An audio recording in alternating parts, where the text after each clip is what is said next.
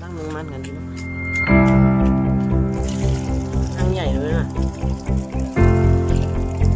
ย่ำหันพวกเรารีบขุดไปเรื่อยเนี่ยว่ะพอก่อนมัน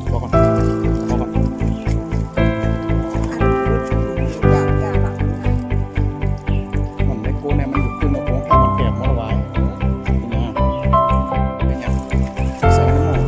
แต่เปิดน้ำไม่จะอย่าว่าหรอกเนี่ยเอาหม้อน้ำใส่น้ำมันไหมผูกไข่แก่ใส่น้ำมันเลยเท่านี้ที่ใส่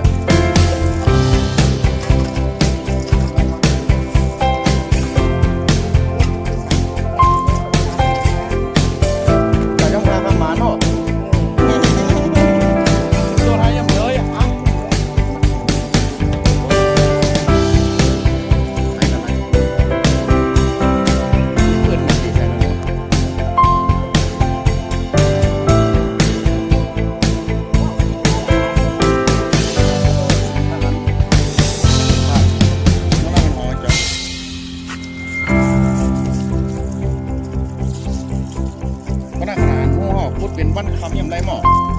ป้าเมย์ละหายมองยัง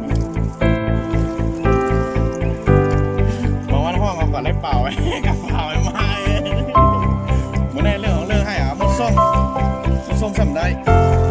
ที่ห้างให้ห้างกับเมามดส้มหันห้างล่างนอนเลย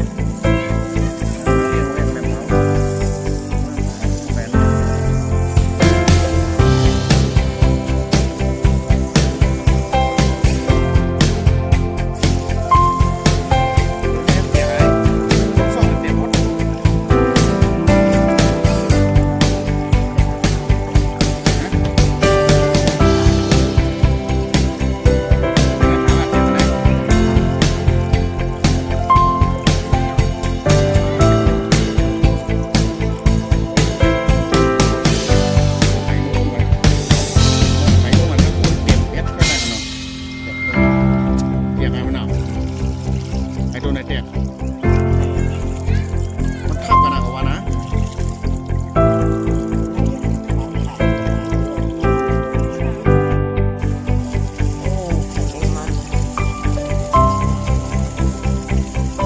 ตัวหนึ่งเดียวไม่จบอ่ะ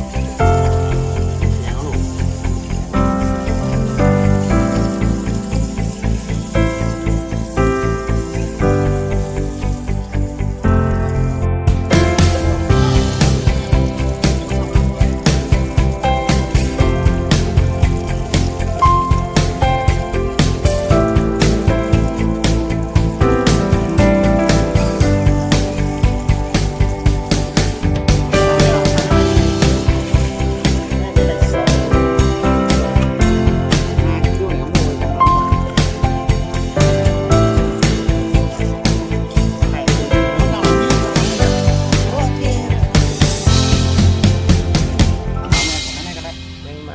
ูกแมงมัน